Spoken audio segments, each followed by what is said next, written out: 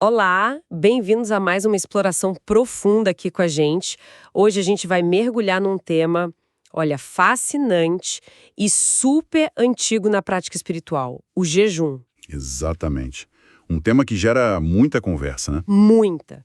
E a gente vai focar na análise do capítulo 7 do livro A Cultura do Jejum, do Luciano Subirá. A ideia é entender como ele vê o jejum não só como devoção, mas como uma ferramenta poderosa mesmo, de transformação pessoal, espiritual. Isso. E ele já começa com uma citação forte, né? De Agostinho. Nossa, muito forte. Agostinho falando que o jejum limpa a alma, levanta a mente, submete a carne ao espírito. E continua. Torna o coração contente e humilde. Apaga o fogo da luxúria e acende a verdadeira luz da castidade. Uau! Dá o tom do que vem pela frente, né? A proposta não é usar o jejum para, sei lá, barganhar com Deus. Não mesmo. A ideia, pelo que entendi do livro, é que o jejum nos muda. Muda a gente por dentro, para a gente ficar mais receptivo a Deus. Não é tentar mudar Deus. Perfeito. Essa é a distinção-chave. O autor até menciona aquela frase, acho que do Kenneth Hagin, que a Valnice Milhomem cita muito: jejuar não muda Deus, muda a pessoa. Torna a gente mais sensível ao espírito. Faz todo sentido. E o John Wesley também ia nessa linha, né? Chamando o jejum de meio da graça. Ou seja, não é o ato em si que tem valor, mas o que ele facilita. Isso, ele é um facilitador.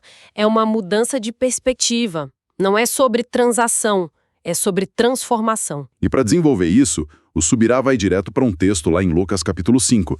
Lembra daquela passagem? Lembro, sim.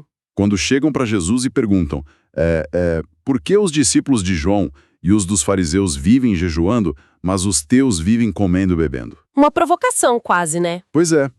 E a resposta de Jesus é muito interessante. Primeiro, ele diz o óbvio. Vocês podem fazer os convidados do noivo jejuar enquanto o noivo está com eles. Claro que não, é tempo de festa. Lógico. Mas aí vem o ponto que o autor destaca, que é crucial. Jesus continua: dias virão, contudo, em que o noivo lhes será tirado. Naqueles dias eles jejuarão. Exato. Eles vão jejuar, parece uma afirmação bem clara, né? O jejum não ficou lá atrás no Antigo Testamento. Ele tem lugar na vida de quem segue Jesus depois que ele subiu aos céus. Com certeza. Mas o mais curioso, e é aí que o livro aprofunda, é o que Jesus faz logo em seguida. Ele não só valida o jejum para o futuro, mas... Ele conta duas parábolas. As do remendo novo em roupa velha e do vinho novo em odres velhos. Que assim, à primeira vista parece que ele mudou de assunto, né? Totalmente, eu sempre achei meio aleatório. Tipo, tá falando de jejum e de repente roupa e vinho. Pois é. Mas o argumento do Subirá é que não é aleatório. Essas parábolas são a chave para entender por que jejuar na nova aliança. Elas explicam a necessidade por trás dessa prática. Nossa, que conexão! Eu nunca tinha pensado nisso. Como ele desenvolve essa ideia? Qual é o simbolismo aí? Então, o simbolismo é bem rico e bate com outras partes da Bíblia. As vestes, a roupa, muitas vezes simbolizam a nossa condição espiritual diante de Deus. Lembra de Adão e Eva se cobrindo? Ou as vestes brancas lá do Apocalipse? Ah, sim. Faz sentido. Roupa velha seria a nossa vida antiga, antes de Cristo. Exato. A condição antiga, marcada pelo pecado. E a roupa nova, claro, a nova identidade, a justiça que a gente recebe nele. O vinho novo, por sua vez, representa a obra nova de Deus, o Evangelho, a vida do Espírito, algo vivo, vibrante. Ok. E os odres? Aqueles sacos de couro?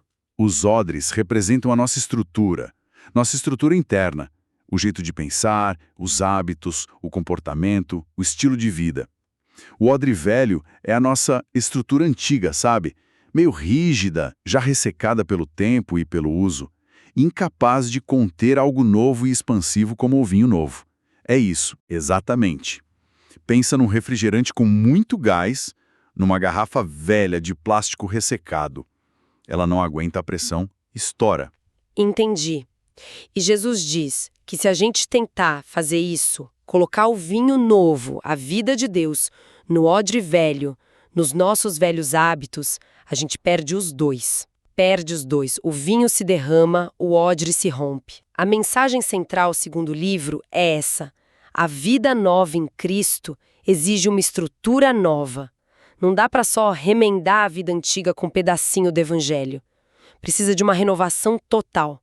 Uma estrutura que seja flexível, adequada para conter essa vida nova. E isso, tentar manter a estrutura velha, os velhos padrões, dizendo que tem a vida nova, é como, sei lá, colocar um prazo de validade nessa fé. Uma hora não vai dar certo. Nossa, isso conecta muito com o que Paulo fala, né, lá em Efésios 4, sobre se despir do velho homem, que está ligado à antiga maneira de viver. Ele usa a palavra grega anastrofia, que é conduta, comportamento mesmo, e se revestir do novo homem. Perfeito. Não é só uma mudança de status, tipo, agora sou cristão. É uma mudança prática de como a gente vive. E em Colossenses 3, ele é ainda mais direto. Façam morrer as práticas da natureza terrena, imoralidade, impureza, paixões, e se revistam da nova natureza. Então, essa necessidade de odres novos, roupas novas, está ligada a uma mudança real de comportamento. Exatamente. E é aqui que o autor faz a ponte com a ideia de mortificação da carne. Ele usa outra frase da Valnice Milhomes, que é bem direta ao ponto. Qual? A carne não converte. Tem de ir para a cruz. Essa troca de roupa, essa necessidade de odres novos, implica numa ação nossa, ativa, de fazer morrer essas práticas da nossa natureza caída. Não é algo passivo, então. De jeito nenhum. Claro, não é autoflagelação, mas é um processo contínuo de disciplina. Lembra de Romanos 12?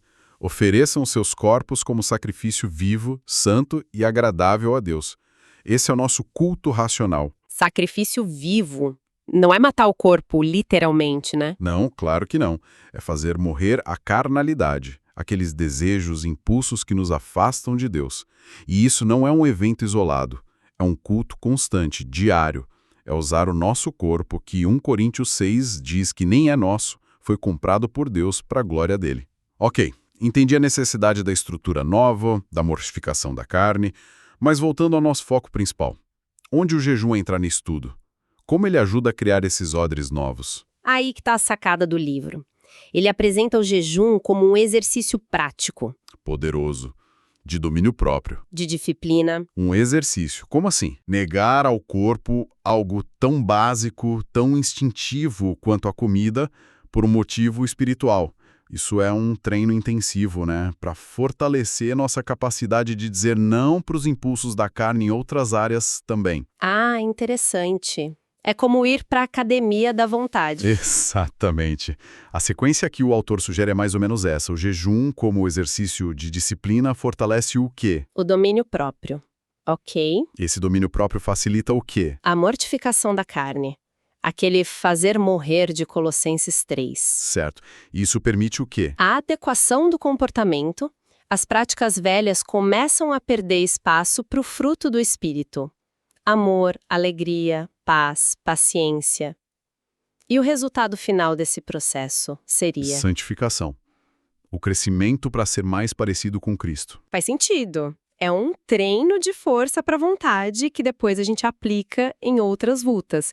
E é bom o autor diferenciar, né, que os benefícios físicos, tipo desintoxicar ou perder peso, podem até rolar, mas são... Efeitos colaterais. O foco principal é espiritual, é essa reestruturação interna. Porque controlar o corpo não é fácil, em nenhuma área.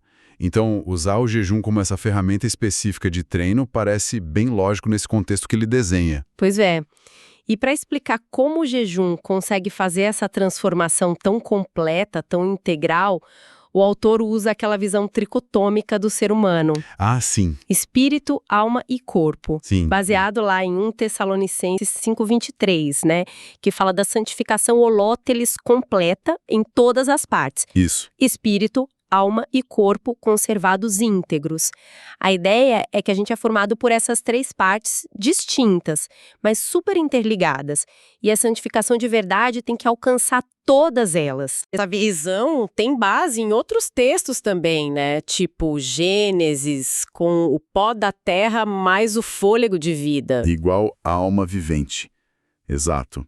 E Paulo também distingue lá em Coríntios 4 o homem exterior, que é o corpo, e o homem interior, que seria o espírito e a alma. Entendi. Então, para sacar o impacto total do jejum, a gente tem que ver como ele mexe com cada uma dessas partes. Você pode dar uma resumida rápida em como o livro descreve cada uma, espírito, alma e corpo? Claro, vamos lá. Bem resumido, tá?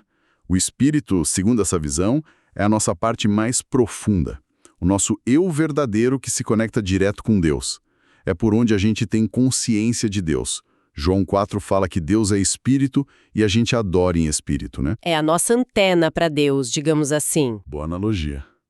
É a parte que nasce de novo, regenerada pelo Espírito Santo e que se une a Deus. Mas ela precisa crescer, ser fortalecida. A alma seria a sede da nossa personalidade. Onde ficam os pensamentos, as emoções, as decisões. Isso.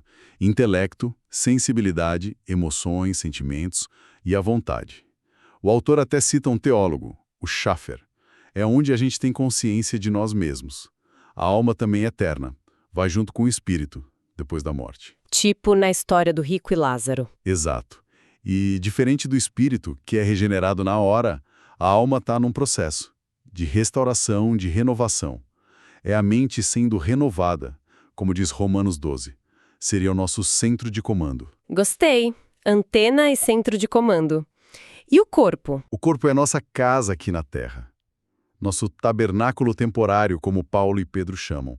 É como a gente interage com o mundo físico, pelos sentidos, mas ele foi afetado pela queda. Carrega a carne, as inclinações para o pecado. Por isso precisa ser disciplinado, controlado. Subjugado. Lembra do Paulo falando, esmurro meu corpo? É isso.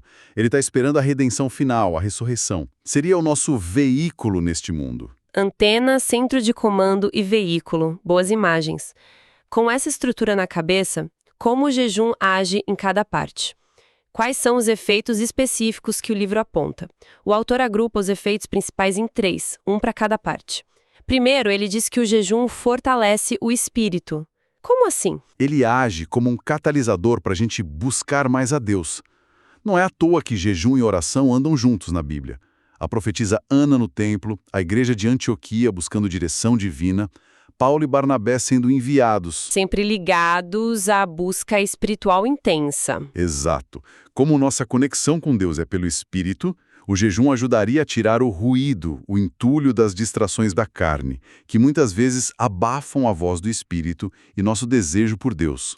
Tipo, limpar o canal de comunicação. Isso aumenta a nossa sensibilidade para ouvir Deus, para receber a palavra de um jeito mais profundo, não só na cabeça, e para perceber a direção do Espírito Santo. Romanos 8 fala do Espírito testificando ao nosso espírito. E tem a ver com a fé também. Sim, o jejum ajudaria no exercício da fé, que é do Espírito. Ele enfraquece a incredulidade que muitas vezes vem da nossa lógica humana, dos nossos medos baseados no que a gente vê e sente. Entendi. Limpa o canal, afina a sintonia espiritual. Qual o segundo efeito? O segundo é que o jejum aflige a alma. Opa, afligir a alma. Isso não soa muito bem. Como que isso pode ser positivo? Boa pergunta. A palavra afligir pode assustar, né? Mas o sentido aqui é mais próximo de humildade, quebrantamento. O livro lembra que no Antigo Testamento, para o dia da expiação, a ordem era afligireis a vossa alma. Ah, verdade. Levítico fala isso. E Davi, nos Salmos, liga o jejum a humilhar a alma. Em Isaías 58, Daniel 10, a ideia é de humilhar-se diante de Deus. Então, essa aflição não é sofrimento pelo sofrimento. É reconhecer que a gente depende de Deus, que a gente não é autossuficiente. É um esvaziar-se do orgulho para buscar a graça. Exatamente. E na prática, o jejum, ao nos deixar mais vulneráveis física e emocionalmente, acaba trazendo para a superfície o que está escondido na alma. Motivação errada, medo, ansiedade, apego. Ele expõe a sujeira para Deus poder limpar. E como isso afeta as decisões, a vontade, que também estão na alma. Aí que tá. Essa aflição, essa humildade, torna a alma mais aberta à influência do espírito, que está sendo fortalecido pelo jejum, do que aos gritos da carne que está sendo subjugada. Ajuda a ganhar a batalha na mente, a tomar decisões mais alinhadas com Deus. Entendi.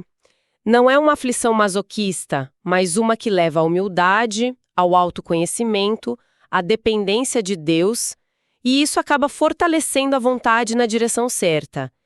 E o terceiro efeito? O terceiro é o mais direto, talvez o mais óbvio. O jejum subjuga o corpo.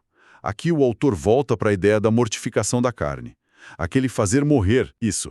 Ele cita vários pais da igreja, Clemente de Roma, Orígenes, Clemente de Alexandria e até Lutero, para mostrar que essa ideia do jejum como ferramenta para controlar os desejos do corpo, para colocar o corpo debaixo da disciplina do espírito, isso é antigo na tradição cristã. É a prática daquela frase de Paulo, esmurro o meu corpo e o reduzo à escravidão. Exatamente. Negar comida para o corpo por um tempo, com um propósito espiritual, é um jeito muito concreto de exercitar disciplina e dizer: quem manda aqui não são só meus apetites físicos. É treinar o corpo para obedecer ao espírito. Essa visão do jejum como essa ferramenta de disciplina integral que pega espírito, alma e corpo é bem poderosa. Agora, essa é a única forma de ver o jejum na disciplina cristã? O livro menciona outras visões, outras nuances? Menciona sim, e eu acho essa parte bem importante. Mostra uma honestidade do autor. Ele dialoga com a visão do Lloyd Jones, um pregador muito influente do século XX. Ah, Lloyd Jones. Conheço. O que ele pensava sobre isso? O Lloyd Jones fazia uma distinção interessante. Ele via a disciplina cristã geral, tipo o esmurrar o corpo de Paulo, a moderação constante, como algo necessário para todo mundo o tempo todo.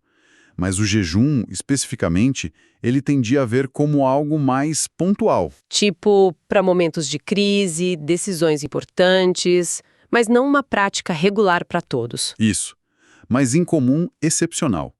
Para ele, textos como 1 Coríntios 9:27 ou Colossenses 3:5 falavam dessa disciplina contínua, geral, e não diretamente sobre jejuar com frequência. Interessante essa nuance. E o autor do livro, o Subirá, como ele responde a essa visão do Lloyd Jones? Ele concorda, discorda, ele concorda em parte. Ele aceita que, sim, a disciplina cristã é muito maior que só jejuar. E que jejum não é a única forma de buscar domínio próprio. Ninguém pode achar que só porque jejua está liberado nas outras áreas, né? Claro. Mas ele discorda dessa ideia de que o jejum tem que ser algo tão raro, tão excepcional. O argumento principal do Subirá é que o jejum, mesmo não sendo tudo, é um exercício que intensifica, que potencializa a disciplina e o domínio próprio de um jeito único. Justamente por mexer com as três áreas ao mesmo tempo, espírito, alma e corpo. Ele vê o jejum como um acelerador desse processo. Tipo isso. E ele levanta uma questão que faz pensar. Se a gente considera a oração e a contribuição financeira, a esmola, como disciplinas espirituais regulares, importantes, por que o jejum, que Jesus ensinou junto com elas e a igreja primitiva praticava, seria tratado como algo só para de vez em quando? É um bom ponto. Se os três andavam juntos, pois é. É isso que leva o Subirá a defender o que ele chama de uma cultura de jejum. Não como uma lei, uma obrigação, claro, mas como resgatar uma prática regular, frequente, porque os efeitos disso na transformação do nosso ser inteiro se tornariam muito mais claros, muito mais fortes. A ideia é que assim como a gente faz exercício físico regularmente para ter saúde, o jejum seria um exercício espiritual regular para a saúde da nossa conexão com Deus e para o controle da nossa natureza terrena. Exatamente essa ideia. Uma prática constante para manter a vitalidade espiritual. Faz muito sentido pensar na regularidade se a gente encara o jejum como esse exercício espiritual. Bom, acho que deu para a gente ter uma ótima visão geral desse capítulo, né? Recapitulando bem rápido, a análise do livro A Cultura do Jejum mostra o jejum não como moeda de troca com Deus, mas como disciplina que transforma. Isso, a chave é aquela conexão com as parábolas de Jesus, roupa nova, vinho novo. O jejum seria uma ferramenta para ajudar a gente a desenvolver a estrutura nova, os odres novos, as vestes novas que a gente precisa para viver essa vida nova que Deus dá em Cristo. Perfeito! Ele age no ser humano completo, fortalece a conexão com Deus, espírito, humilha e realinha nossa vontade e emoções, alma, e disciplina nossos impulsos físicos, corpo. Ajuda a gente a fazer morrer a carne e crescer em santidade. Então, a visão aqui é: jejuar não é tanto pedir algo para Deus, mas preparar o recipiente nós mesmos para receber mais dele. Exatamente. E para fechar, deixar uma pulga atrás da orelha, né? Voltando justamente para aquelas parábolas que Jesus contou lá no início. Se o jejum está tão ligado, nessa visão, a preparar odres novos para receber o vinho novo de Deus, Fica a pergunta, né? Será que a nossa negligência com essa prática, ou tratar ela como algo muito raro, será que isso não poderia, de alguma forma, limitar ou dificultar a nossa capacidade de experimentar plenamente essa obra nova, essa vida abundante que a gente tanto busca na nossa caminhada com Deus? nossa, É algo para a gente pensar, né? Sobre como as disciplinas que a gente pratica ou deixa de praticar afetam a nossa receptividade para aquilo que Deus quer fazer em nós e através de nós. excelente reflexão para a gente terminar.